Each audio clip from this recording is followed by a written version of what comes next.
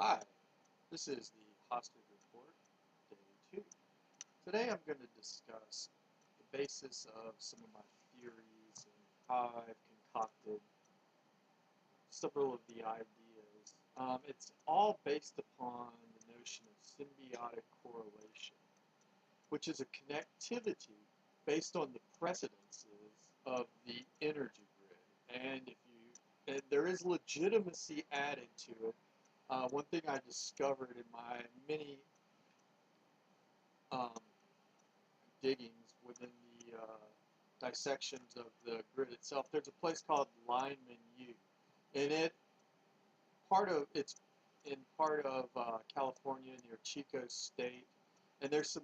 What's going on is you've got a lot of precedences set, and y'all remember the Bad News Bears, Chico bail bonds, and the Marx Brothers, Chico, and so it's thin. Like I said, this is all based upon speculation. I use scientific method as the basis for my discoveries, and it's theorems. It is, and I am trying to prove them, although I'm not allowed the competent resources or materials or anything to prove whether the theories are valid or proof can be made tangible in any number of ways in modern society based upon the faction notion of trending. Trending makes things factual to a degree. And points of light, it's like a nonlinear equation with a central gravitational pull basis of it based upon lightness. And see, what's happening though is a lot of the same um, the basis of this is used in other ways. What's going on is you've got what I'm trying to, my use of the proof and my theorem is used in nefarious chicanery methods. So, like I said, my basis is captivity, and there's a number of ways that I have been relegated to a captive status. I couldn't go so like right now. I don't have the ability to travel to certain places. I can't really travel anywhere or do anything. The captivity has always been about the resources that I have at my disposal are next to nothing. I mean, I've always been surrounded with dead weight, basically, or in the jobs I've been forced into, which is that's a whole different ball of wax right there because the dependence upon the system is a precedent that is used as far as um, it's the golden rule scenario that it's do unto others as you would do unto yourself. Well, what's going on is we are forced into certain scenarios in order to have the similar scenarios forced upon us to be utilized. And like I said, there are a lot of factions at work here, depending on whichever angle might be exploited. And I don't have any clue as to the foundation, the basis of why or what or who. I think it has to do with Louisiana. And this pertains to Louisiana because of the Mississippi River and its connection to the Latin America and Southern European economies based upon connectivity through the Catholic Church. And I think my family was probably we're like drill bits. You can think of us as, or keys. There was a character in the Matrix, the key maker, who could make keys to anything. And that's basically how I feel. And we are stuck in a menial existence in order to be manipulated by certain factions. And the problem is it's gotten way overboard. I mean, this goes back to the midnight, all the way through the 1900s. But I mean, there were warnings it's astronomy if you have the capability to see.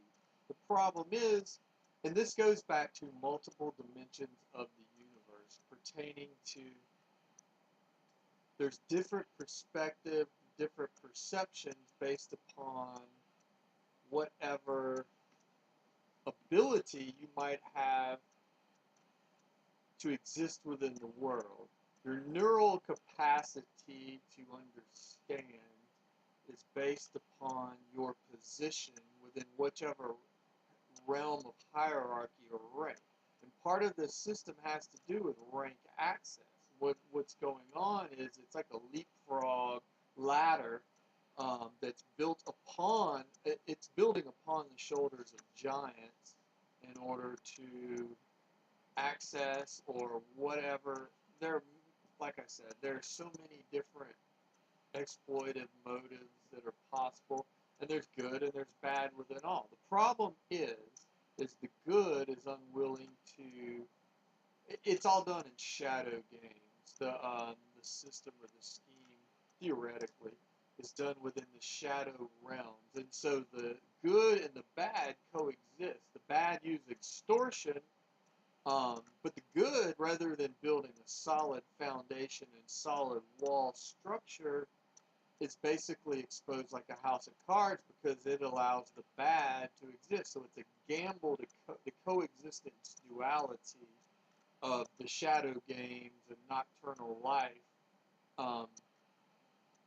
is a gamble, and that gambling has become. Once this system started, I'd like to chart the path of gambling as Louisiana. If you look at gambling when it started, it started with video poker, and now I think Baton Rouge has got its third or fourth casino opening up. That's just an example of the mismanagement and loss of control. But they're under the thumbs of the different various energy and Louisiana, like I said, is a energy source that's connected to other parts of the country. So they're relegated to an insignificant role as far as I can tell. But they were the wildcatters. They were part of the assembly line that built this vehicle that uses me theoretically as an energy access source. So the dimensions of the universe pertain to what you can perceive, depending upon, and the difficulty that exists in the world today based upon technological connectivity sort of turns the lights on. And that's part of the reason you've got this viability battle for control, utilizing control of monetary assets as the leverage point. So what's going on is my captivity, my hostage situation is predicated through various methods. There are several different key locks or portions that were put upon me to keep me stuck within this place.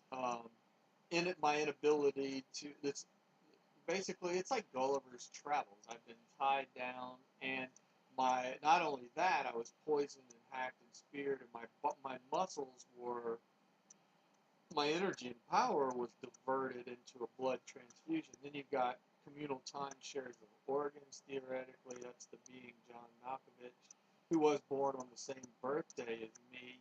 And there's also Jacob Dylan, which I think this is an interesting correlation bit. So John Malkovich's company, Mr. Mudd, is producing a film called The Perks of Being a Wallflower, and Jacob Dylan, who has the same birthday as myself, John Malkovich, and who was in The Wallflower. So that's just an interesting point of fact or whatever as to the validity. I don't know. Like I said, I don't have I'm using these menial methods. If I had the choice, I would hire a staff and do this professionally, but I've been trying to get interns for years now. I don't have the financial capability to hire a staff. I'm not allowed because I'm handicapped, relegated.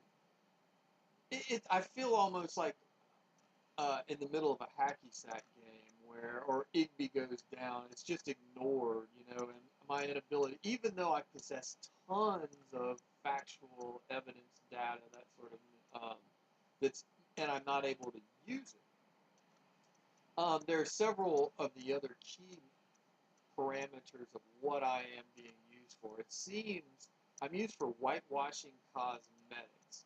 It's like a whipping post, you know. And I use the crucifixion metaphor because I'm basically just hanging here. I don't have any ability to exist, but I'm not allowed to ascend to. It's limbo, purgatory, hanging, metaphorically speaking. And in the meantime, I'm used for this whitewashing cosmetics because of the extreme vanity nature of society, and I'm reverent to anything and everything. I am not allowed to. Everything takes precedence over me, and that goes back to the hacking nature, where I was buried way down deep. They dug a deep hole, like Silence of the Lambs, Buffalo Bill buried me way down deep to use my skin or my organs, like being John Malkovich, um, and any number of methods of science or metaphysical or alchemy or witchcraft or voodoo or I mean, there's so many angles at play here, and the exposure is the key to all of these angles. But the whitewashing cosmetics, it's like anything that goes wrong, let's beat the boy part, you know. It's always, you know, it's like the eternal miracle exponent. Anything that's gone wrong in history, you got to keep the system whitewashed and clean because we're forced to worship vanity, and so I'm reverent, and I'm paying a huge price for the lessons because it's my existence that's being diverted into other um, systems or schemes or whatever. So it's the cosmetic vanity reverence lessons, and basically I am paying the price for the extreme cosmetics, and at my expense. It's the clown prince scenario, or it's any number of things. I mean, there's all sorts of interpretation, and I've been digging online, and I put all sorts of pieces that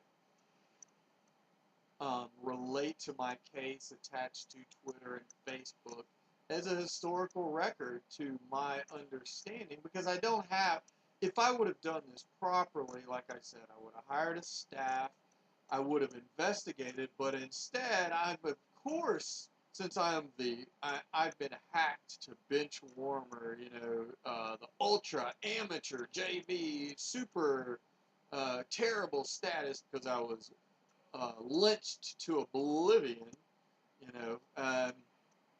I'm forced to expose using this amateurish method in order to try to escape. So I mean, it truly is some of the worst strategy possible. And humiliation is part of the method of dehumanizing the hostage. I mean, it's like when you dehumanize the hostage, if you could what they're trying to do is not only they tried to brainwash me, but now they try to brainwash the public into uh, following you know, the sort of, that's where it gets into. That's another reason that I am kept on such an extreme short leash, relegated to such a minute stature, in order to be able. Humiliation is used to brainwash the public. Shame against. There's all sorts of methods of psychology going on, and